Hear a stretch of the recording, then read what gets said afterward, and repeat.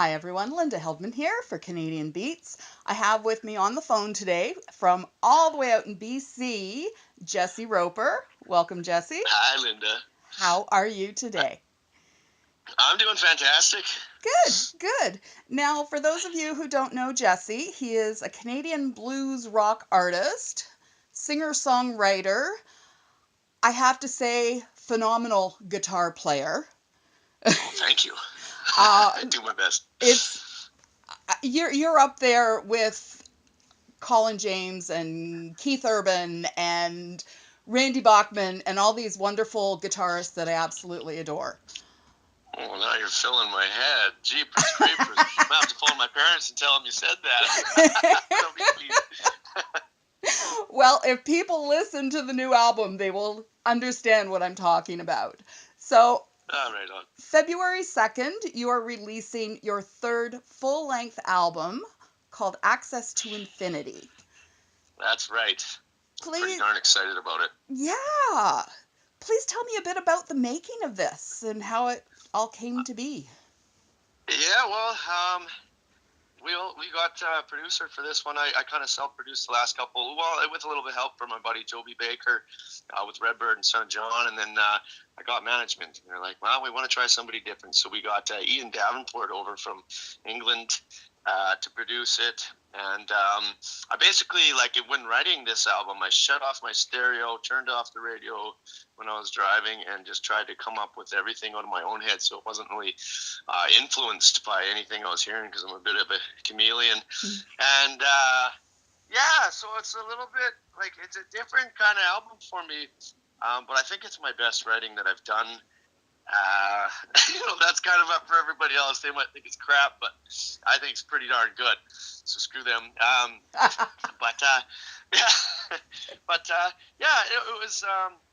It was a tricky one for sure too, because I was just kind of coming out of a breakup, and all the moodiness that goes along with that. Mm-hmm. And so I think the album has a bit more of a brooding sort of feeling to it than the previous one. But so we went and recorded it in Vancouver at the Warehouse, and that was pretty interesting. I mean, that's a highfalutin studio there. AC/DC and Muse and a few other my heroes have recorded there, so it was kind of neat. And then we recorded it and had to sit on it forever because I didn't have an agent, and a few other of the puzzle pieces that you kind of need to have a successful release. And so I've been waiting with this album for a year and a half now. It's been done pretty well. Wow. I mean, minus the cover and all that kind of stuff, but the music's just been sitting there, and I've just been biting my teeth. When am I going to get to release this album? And so it's finally coming up. And I cannot wait, because I just want to see what happens with it. I want to get moving on to the next one, because I've pretty well got another album written anyways. Oh, my goodness. Wow. That's great. That's great. You're not the only artist I know that's had an album on hold for a year or more. I believe it. It happens. And yes, you have to make sure all your ducks are in a row, and you've got all the team needed to help launch it, and it's just most people don't know what goes on behind the scenes. It's crazy. They have no idea. I'm only slowly learning, I feel so ignorant to so many things. I used to think, you just, record an album, you get it out there. If you're on the radio, you're probably rich. And I think that's what most people think. And it's so wrong. It takes all this preparation and baby steps, and like they say, it takes 20 years to make an overnight success. And it's so true. So, I mean, I've got a long way to go till I get to my 20 years. So hopefully I get to the overnight success part one day. But until then, I'm just enjoying the journey of it. I mean, it's a learning process, and I feel privileged to get to do what I do on a regular basis. That's a good way of looking at it, because it's whether the time's going to pass, whether you are progressing quickly or at a slower pace, and you got to enjoy the journey. Yeah, I really do. I mean, it can be really frustrating too. Like sitting on this album, I mean, wasn't good for my for my hair. I could feel it falling out day by day. I was stressing out, like, when are we going to do this? And of course, I'm on management's case, and I'm sure they didn't appreciate that all that much. They got a few other bands to take care of, but in my world, it's all about me. Mm-hmm. So I'm like, come on. But here we are. I feel pretty relaxed now. Good. Yeah. Now, I was going to ask you, how does this album compare to the previous ones? You kind of touched on that because Redbird had a really strong bluesy feel to it, where this one has a bit more of that 60s psychedelic feel to it. Yeah. Well, I'm glad you kind of get the 60s out of it, because I love the 60s music. I love the psychedelic stuff. I'm a big fan of Frank Zappa and like the Moody Blues. I think Departure is one of the coolest songs that's ever been written. I wish I wrote it. And maybe one day I'll cover it. But yeah, I mean, I just love that kind of stuff. And I want to kind of get away from being labeled as a blues artist, because like I love the blues and I'm very comfortable playing the blues, but I want to expand. I want to spread my wings out and kind of write in every direction and still stay rooted in the blues. But yeah, I don't know. I just don't want to. I don't want to get pigeonholed, and so I'm trying to. I don't know, not get bored and just write everything I can think of. And this album is definitely like spread out a little bit from Redbird for sure. And the next one coming is going to be even more so. I mean, it's kind of got a few country sort of tones in it.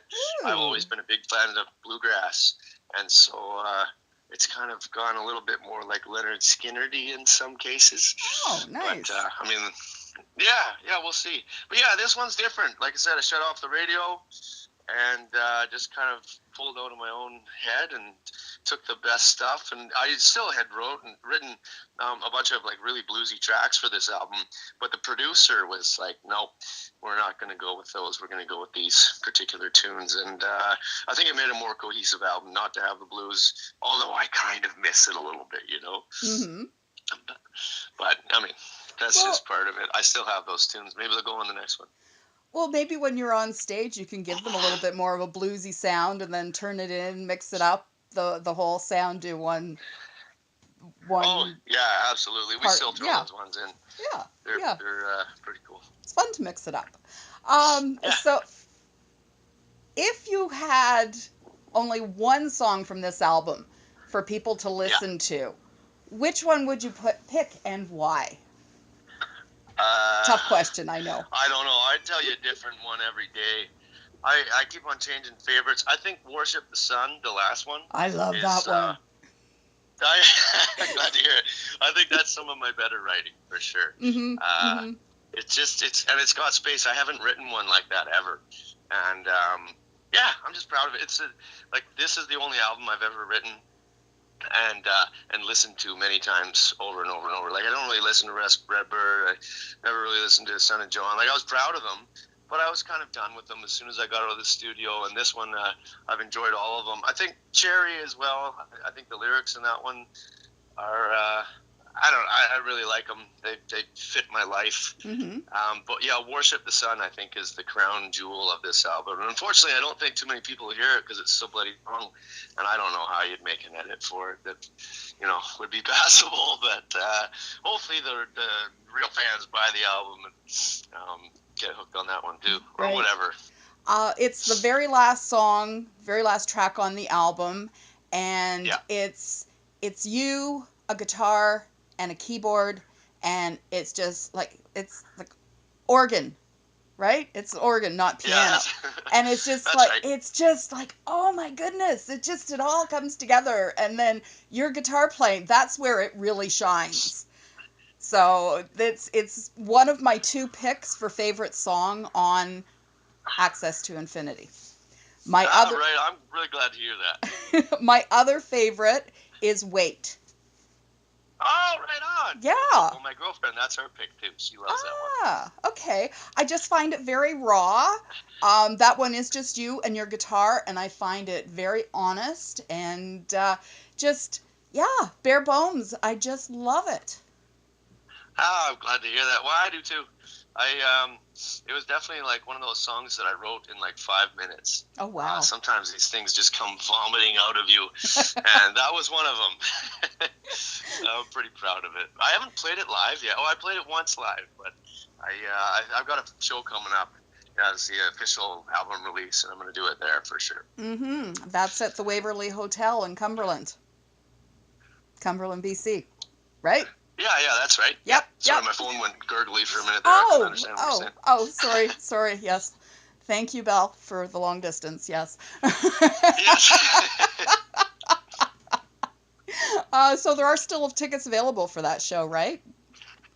I think so. I haven't heard anything about it being sold out. I think it's going to sell pretty quick, though. I mean, I haven't played on the island in a little while, and there seemed to be a fair bit of interest. So honestly, I hope it sells out. But if there's 15 people there, those 15 people are going to get a very enthusiastic show. I'm so excited to just get it out and play and be like, ta-da! There it is. And the last tour we went on was so good, and the band played so well. And I don't think I've played a show at kind of the level that I feel like we're at right now on the island. So yeah, I'm looking forward to bringing home all the enthusiasm and excitement for the hometown fans. Awesome. It's been a while. Awesome. Well, I hear you put on one heck of a performance, which that's good.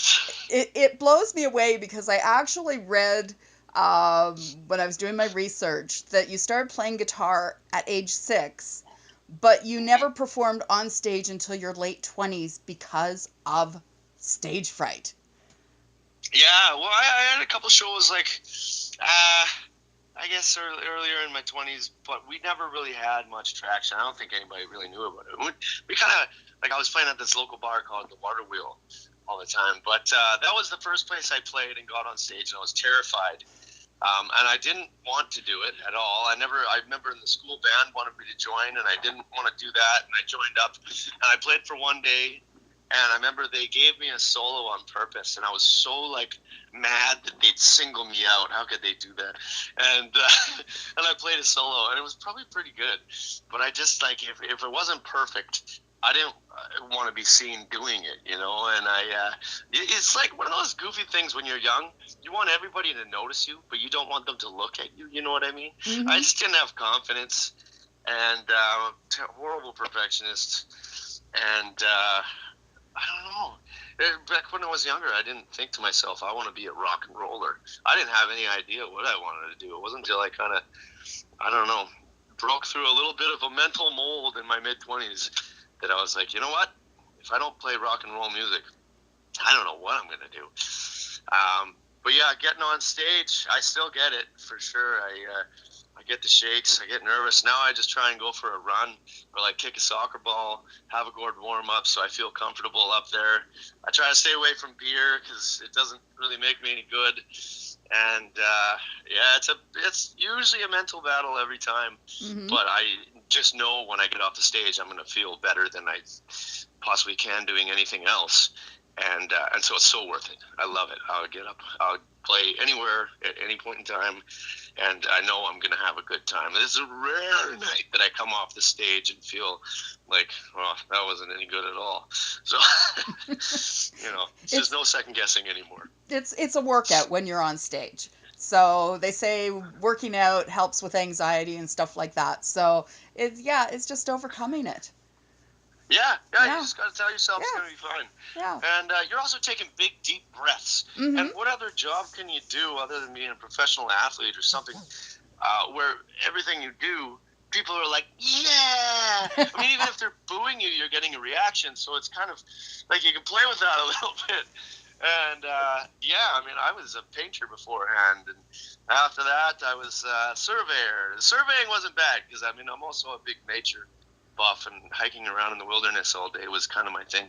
But there's just no thrill like it. I mean, it feels like I'm skydiving. Some of these shows I played, like Rock the Shores, you're in front of thousands of people, and you finish a song and the sound that the crowd makes, I mean, it's the stuff you dream of. Mm-hmm. And you feel incredible. Then I get the shakes after the show. Just all the excitement and adrenaline. I don't know. There's nothing like it. Wow. I hope to do this until I'm dead. Well, we know February and March you're going to be busy because you're out on tour with Big Rack. Yep. And that's an 18-stop tour, I believe. I read. Yes. Okay. Yeah. And you're both sides of the border. You're in Canada and you're down in the U.S. for some shows. Super excited about that. That's going to be so good. And there's one. Yeah. And there's one coming up. The closest one you're going to get to me, which is Richmond Hill, Ontario, on April the 26th, and you're opening for Rick Emmett. Yeah, that's right. That I kind is of so forgot cool. about that one actually. I mean, I haven't really looked past the Big Wreck tour, stuff. but yeah, Rick Emmett going to be cool. Yeah. Excited to get back to Ontario. Yeah. So I'm going to try and make it out to that show. Awesome. I hope you do. I'll play a live song. I'll do an acoustic Worship the Sun. I live in Sudbury, so I'm like about a 5.5 hour drive to Toronto. So. Oh gosh, that's a long way. Oh, but it's all good. It's all good. You know what? I noticed in Ontario though, people don't mind long drives. It's like on the island, if you have to go 45 minutes, people are like, man. There's, no, I'll pass. But in Ontario, 45 minutes is like a blink of the eye to your average commuter. It's kind of funny that way. In the GTA, the Greater Toronto Area, yes, people are like that. But I find up here, no, people aren't as willing. Like in Sudbury, it could take a good 40 minutes to drive from one end to the other, and people don't want to do that. So, oh, you're up north there. Yeah, I like that neighborhood. North. That's more like where I'm at anyways. It's kind of more woodsy and, yeah, laid back. Yeah, it's great. It's great. I hate to say this, but we got to wrap up. We could talk so much longer. Yeah, oh well. But I thank you so much, Jesse, for taking the time to talk with me today. We've been speaking with My pleasure. We've been speaking with Jesse Roper. Please check out his new album, Access to Infinity, which will be released on February 2nd. And I am Linda Heldman for Canadian Beats.